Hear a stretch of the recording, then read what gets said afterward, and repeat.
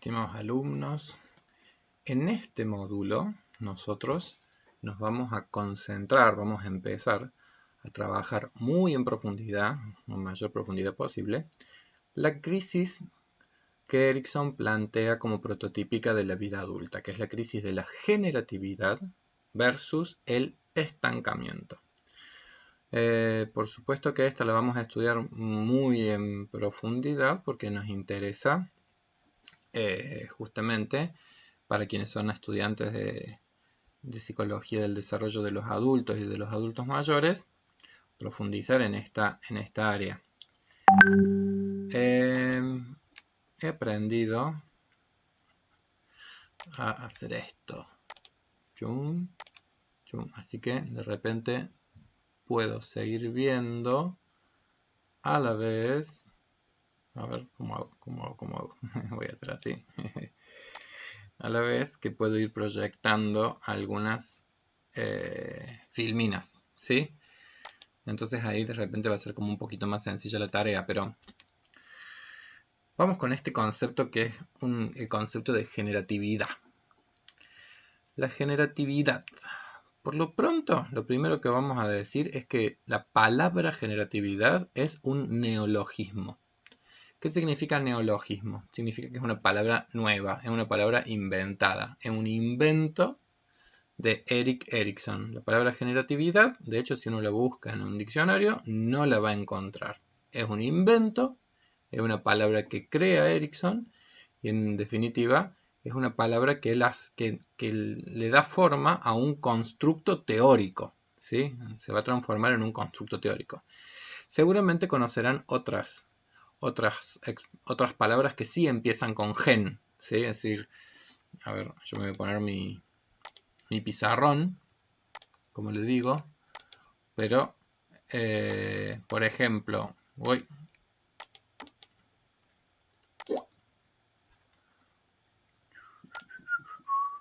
no se asusten, soy yo que estoy haciendo macanas.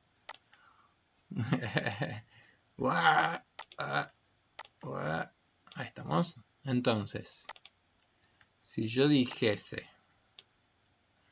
piensen en palabras que empiecen con gen, tal vez una palabra, a ver cómo anda su fluidez verbal, pero una palabra que podrían encontrar que empiece con la raíz gen podría ser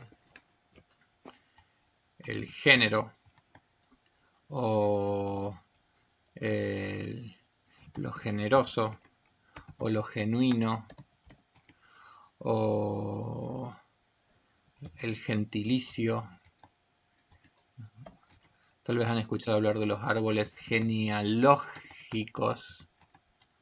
O en otras palabras, tal vez han escuchado hablar de los primogénitos. O han escuchado hablar de los genes.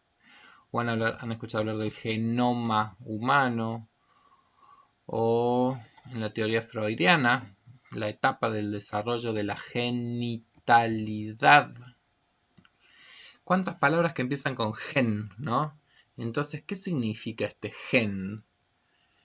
¿Qué son esto de los árboles genealógicos? ¿Qué es esto de los genes? Gen es una raíz griega en donde gen significa nacimiento, nacer, dar origen. De hecho, el libro de la Biblia, el primer libro de la Biblia es el Génesis, que es justamente el libro del origen, el libro del origen. Entonces, Génesis justamente tiene que ver con eso, es decir, con el dar origen, con el dar nacimiento. Después, en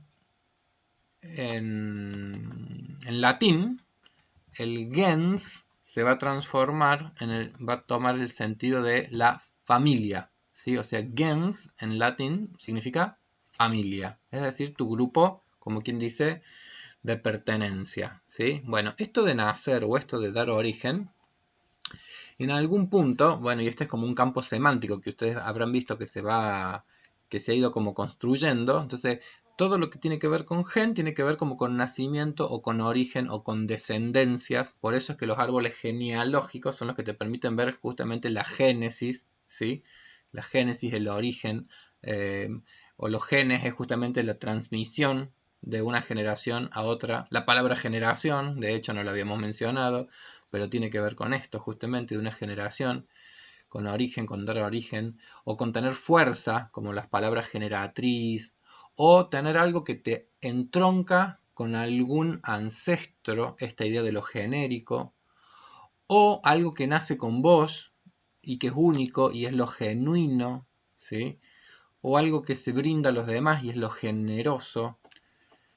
Entonces, esta idea de gen es algo que como que resume, y siempre son palabras que tienen que ver con eso, es decir, con origen, con originar, con dar origen, con trasladar de una generación a otra algo.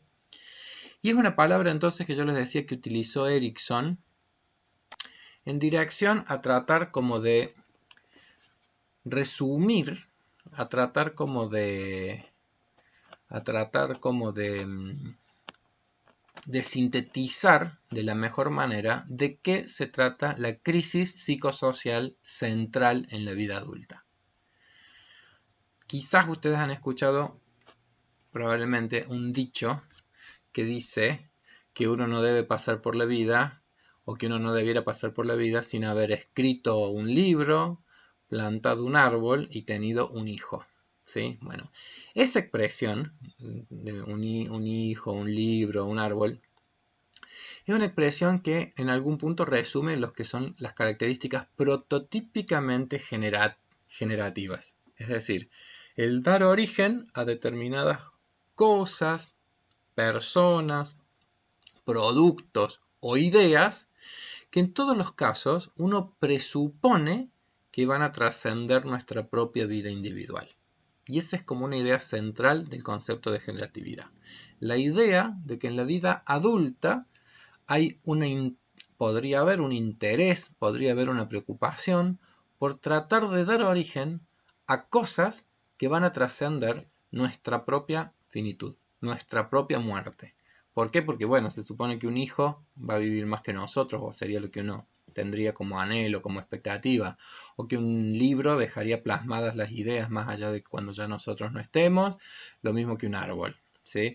Entonces, Erikson, con este concepto que es el concepto de la generatividad, a diferencia de Freud, porque digo, en Freud todavía el concepto que él utiliza es el concepto de la genitalidad como etapa de la vida adulta, ¿sí? Entonces yo creo que al usar la palabra generatividad, ya Erikson lo que hace es justamente ampliarnos la mirada que él siempre tiene, que es una mirada de crisis psicosocial. Lo que está en juego acá no es solamente la genitalidad, la dimensión de la genitalidad, la dimensión libidinal, la dimensión sexual, sino que en términos amplios, Erikson está pensando la etapa adulta de la generatividad como la etapa en donde lo que entra en contradicción es justamente las posibilidades de llevar adelante una vida amplia y que sea expansiva y que sea productora de cosas que trasciendan la propia existencia, versus también, por supuesto, que es la otra, es la polaridad en la crisis, que es el estancamiento, la improductividad, ¿sí? Entonces, voy a volver a este esquemita. La generatividad, ¿dónde la ubicaríamos? Estaría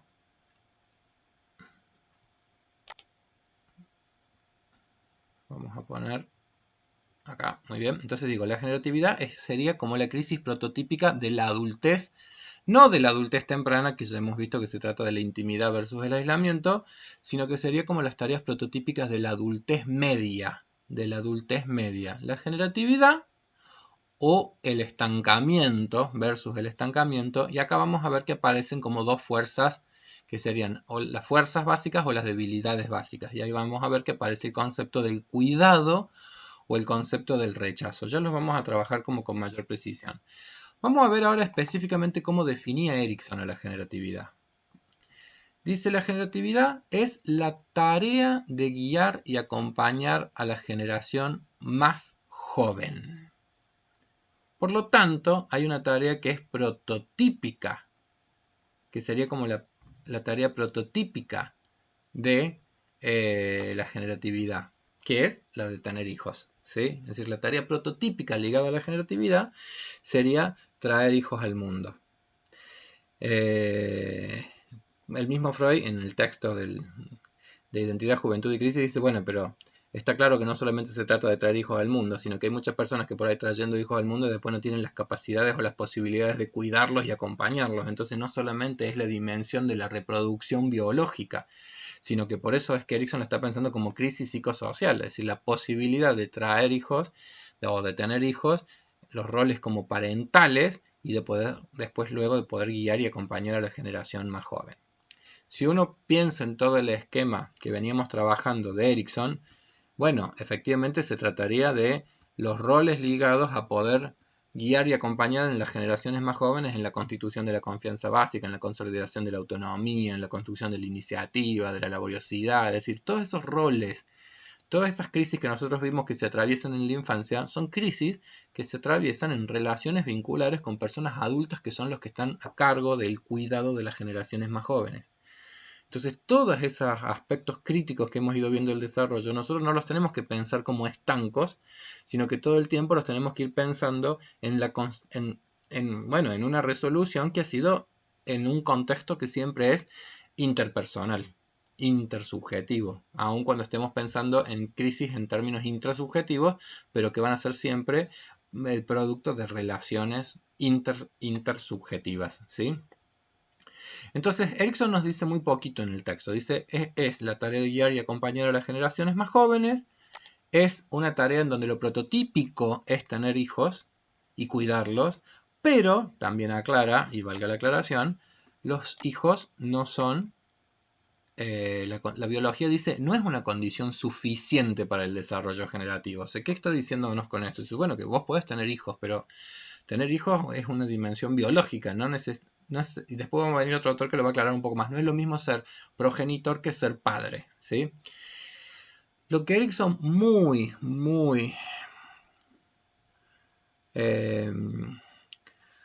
sagazmente percibe como una necesidad humana prototípica de la vida adulta es lo que él va a llamar la necesidad de ser necesitados. Es decir, la cualidad que caracteriza a la generatividad tendría que ver con una motivación muy potente que le da como mucho significado a la vida de cada uno de nosotros, a la vida personal, que es la necesidad de sentirnos necesitados por otros. Hay una necesidad muy intensa que tiene que ver con un aspecto que es el de la comunalidad, que hace que uno se sienta especialmente a gusto cuando otras personas nos expresan también la necesidad de nuestra existencia. No sé si se comprende lo que estoy diciendo. Es decir, es una cosa muy placentera que alguien te diga, piensen ustedes en la crisis previa, que es la de la intimidad o el aislamiento, pero qué halagador en el encuentro amoroso, qué halagador en una relación íntima que alguien te enuncie algo de la naturaleza, te necesito. Aclarando que en las relaciones íntimas ojalá que no sea una necesidad por desequilibrios en términos de cuidado, sino que sea la amorosa necesidad que tenemos mutuamente uno de otros y el reconocimiento de nuestras interdependencias que hacen que los vínculos sean potentes y significativos. Pero digo, después en esta crisis, que es lo de la generatividad, el impulso fuerte tiene que ver con una necesidad muy humana de sentirnos necesitados por los otros. Piensen ustedes cuál es la regla, que en esto que es como la tarea prototípica de padres e hijos, es los hijos evidencian y dan justamente posibilidad en una relación de muchísima dependencia, dan justamente la posibilidad de que uno se conecte con ese placer que significa que otras personas nos necesiten mucho a nosotros. Ya vamos a ver que hay muchas complejidades, esto no es tan simple, digamos, decir, primero porque no todas las personas adultas necesariamente tienen estas necesidades, ya lo veremos, porque también está el estancamiento como una posibilidad, es decir, en la vida adulta la necesidad de sentirse necesitado también puede ser vivida por algunas personas adultas como una demanda excesiva las necesidades de otros, ¿sí? Entonces de repente para una persona adulta, así como para unos la paternidad es una cosa maravillosa, Para otros, la paternidad puede ser una demanda para sus capacidades y para sus recursos psíquicos que le excedan absolutamente en sus posibilidades de guiar, de cuidar y de acompañar, ¿sí? Bueno, y ahí también en esta filmina habla de la posibilidad de sublimar el impulso generativo. El mismo Erikson, ya en sus textos originales, habla de que no, de que si la paternidad es como una tarea prototípica, no es la única tarea generativa.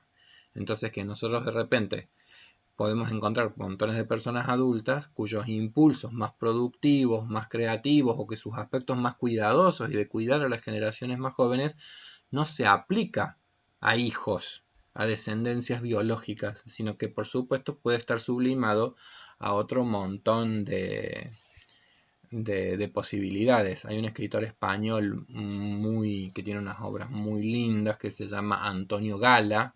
Les recomiendo que de repente si desean buscan un poco de su biografía. Entonces es un escritor español que fue muy prolífico y tiene un texto precioso, por ejemplo, que se llama Carta a los herederos.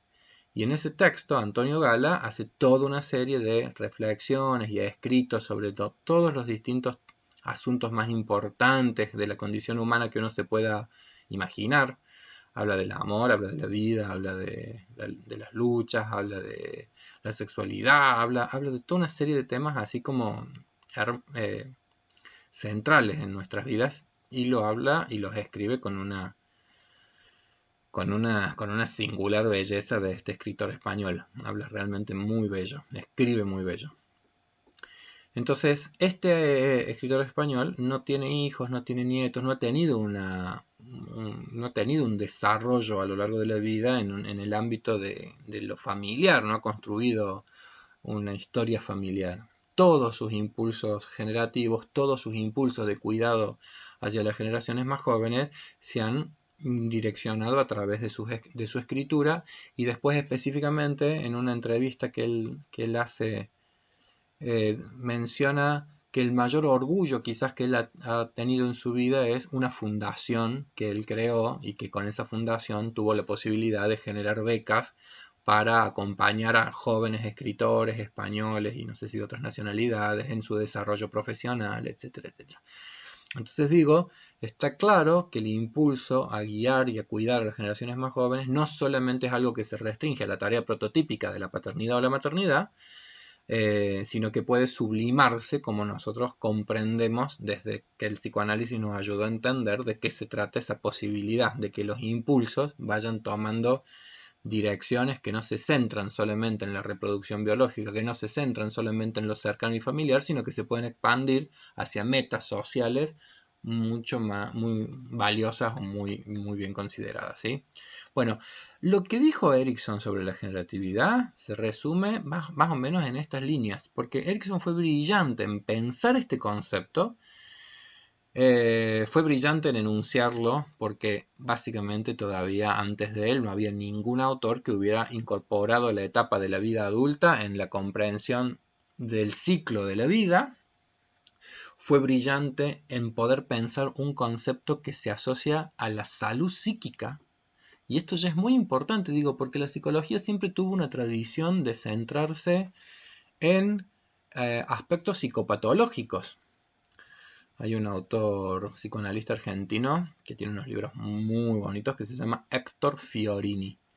Y Héctor Fiorini dice que la psicología todavía tiene como deuda el poder teorizar más y mejor sobre los aspectos más salutógenos de la condición humana, que tenemos que poder atravesar también un poco el río de la psicopatología para llegar también a las orillas de la salud psíquica. Él tiene un libro precioso que es sobre los procesos creativos, sobre la creatividad. Es un libro muy bonito. Y Erikson asocia la generatividad a la creatividad. Lo que pasa es que justamente él en su libro dice: he inventado la palabra generatividad porque quiero como condensar las ideas de lo que sería una vida adulta plena, que combine creatividad y productividad. Que combine creatividad y productividad. Una vida adulta plena es una vida creativa y productiva. Pero al mismo tiempo él siente que esas dos palabras no eran suficientes y por eso considera que necesita un concepto más amplio y más integrador, ¿sí?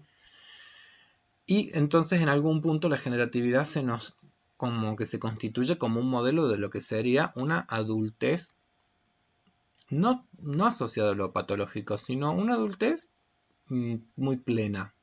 Y a su vez, entendiendo que esa plenitud vital está en contraposición dialéctica con el sentimiento de estancamiento vital.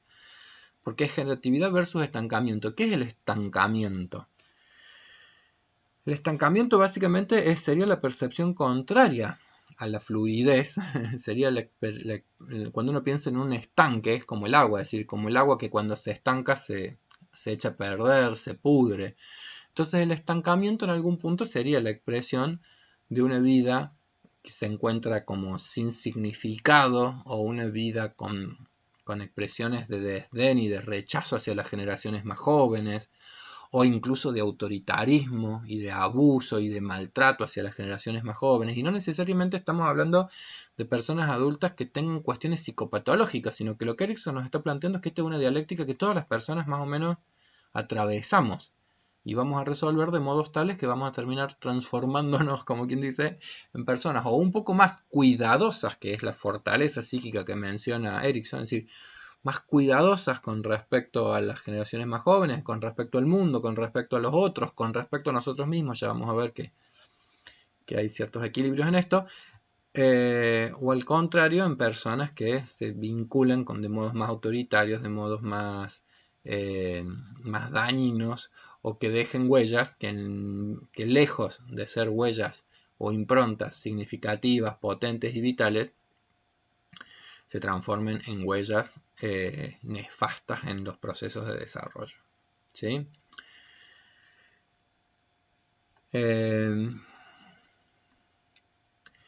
Si nosotros estuviésemos en un aula, si pudiéramos interactuar, si pudiésemos charlar en este momento algunas de estas cosas, para que esto rompiese esta dimensión tan conceptual y uno lo pudiese identificar más en la vida personal, les haría hacer la siguiente tarea, que es pensar en la persona que ha dejado en ustedes una huella excepcionalmente positiva. Si una persona que en sus historias de vida, o la persona que en la historia de vuestras vidas haya sido la persona que ha dejado en ustedes una huella muy significativa, muy importante, muy positiva, que incluso tenga que ver con que ustedes han llegado a ser la persona que ustedes se han transformado.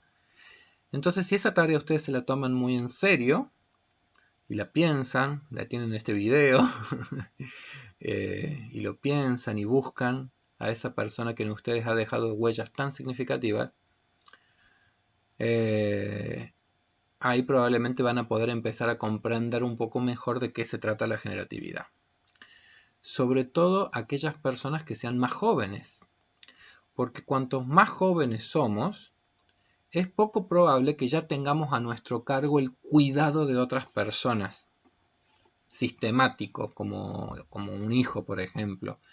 Entonces, si uno no ha pasado por la experiencia del cuidado de alguien que depende vitalmente de nosotros, quizás se nos haga muy difícil entender de qué se trata la generatividad, pero podemos hacer el pensamiento inverso, es decir, a ver quién cuidó mucho de mí y cuidó tan bien de mí que me dejó huellas muy positivas y hoy lo recuerdo como alguien que de mí cuidó excepcionalmente bien y me orientó y me guió en la vida y me dio respuestas a dilemas importantes, etcétera, etcétera.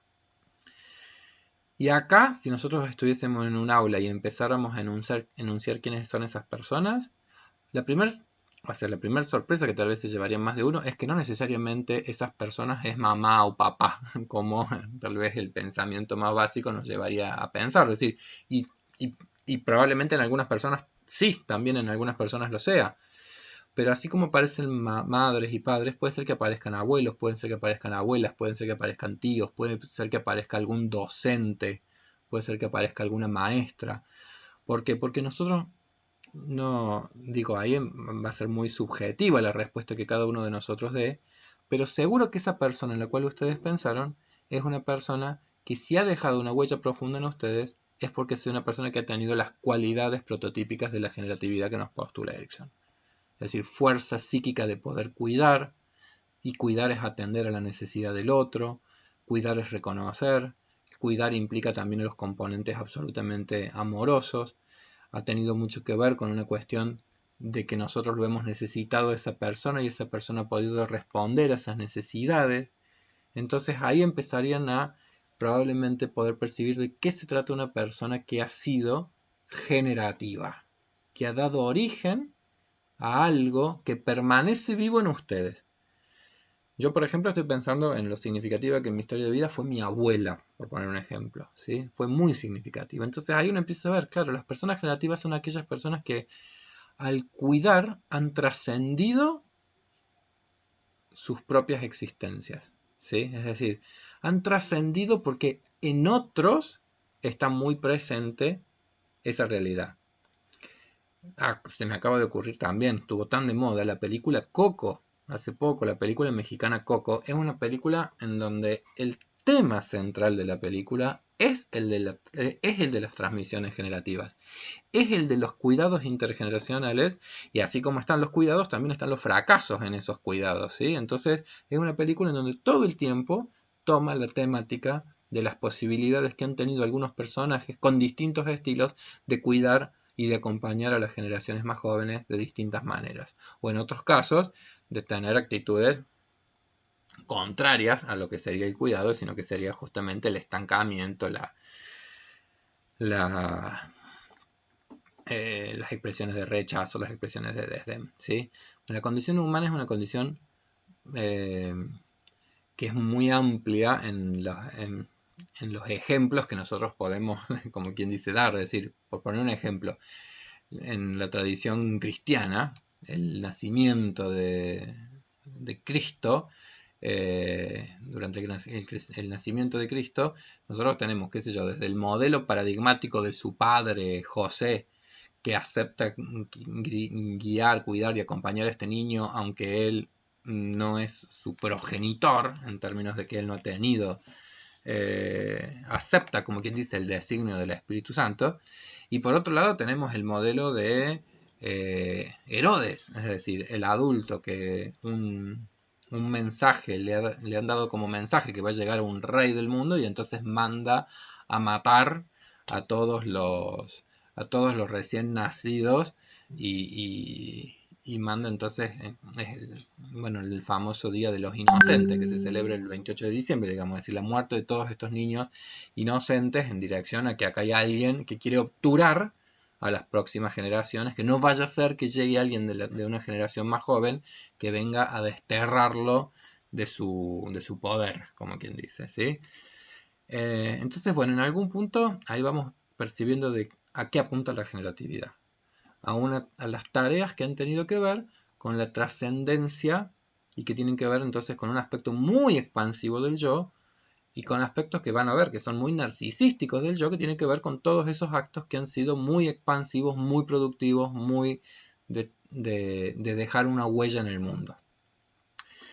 Nosotros una vez en una entrevista de una investigación con adultas mayores a una señora que hasta el día de hoy le recuerdo, ya falleció hace muchos años, una mujer muy generativa, una señora muy potente, docente, madre de varios hijos, abuelaza de sus nietos, que inventó, muy preocupada por asuntos de la tercera edad, no desde los ámbitos académicos, que no es que fuera académica, pero muy preocupada por las temáticas de la tercera edad, dio origen a un programa de radio que tenía que ver con abordar temáticas ligadas al envejecimiento.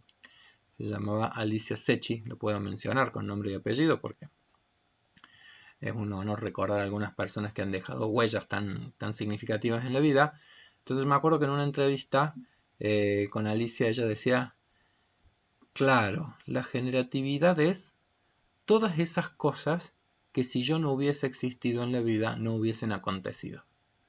¿Sí? Es decir, todas esas acciones que si uno no hubiese existido no hubieran no hubieran ocurrido, como quien dice, esos programas de radio, sus escritos, sus hijos, sus nietos. Es decir, la generatividad justamente implicaría en algún punto esos aspectos que son los más productivos, los más creativos y los más expansivos que uno realiza en la vida adulta y que en algún punto, y acá sí a mí me interesa que se comprenda, la vida adulta tiene esa contradicción con ser la etapa de la vida en donde uno empieza a percibir la muerte, porque en cierta altura de la vida adulta uno ya vio el envejecimiento de los padres o ha visto la pérdida de algún compañero generacional. Entonces, la muerte empieza a transformarse en un fenómeno absolutamente real y al mismo tiempo la realidad de la muerte es como un factor que puede estar incidiendo en la necesidad justamente de hacer cosas significativas y de cosas que en algún punto nos dan una sensación de que sobre la muerte estamos triunfando. ¿Sí? Quienes son padres o quienes son madres probablemente han visto que hay como una experiencia muy loca, que es que cuando uno tiene un niñito recién nacido o un hijo en los brazos, uno no imagina nunca, uno no piensa nunca que a este niño lo va a rozar la muerte o lo va a rozar la enfermedad o que va a sufrir. Al contrario, es decir, como que uno proyecta alocadamente que acá llega un ser que va, digamos, que no va a pasar por ninguno de esos padecimientos humanos, porque en algún punto nosotros locamente estamos haciendo toda una serie de proyecciones muy masivas de deseos muy narcisísticos, muy omnipotentes, pero que es un poco la lógica, digamos, la lógica de nuestra condición humana. Es decir, en la condición humana nosotros no traemos hijos al mundo para hablarles de sufrimientos o de muerte, sino que al contrario, es decir, la vida tiene también en sus componentes más sintónicos una cuestión ligada a la vitalidad, a la trascendencia, a la idea de que estamos embarcados como en un proyecto que va más allá de nosotros. ¿Sí? Bueno, ¿cómo estaremos hasta acá? Yo voy a hacer un corte por esta necesidad de que los módulos no sean excesivamente pesados para la posibilidad después de cargarlos a YouTube. Vamos, media hora, así que vamos a cortar acá y en el próximo módulo vamos a seguir avanzando.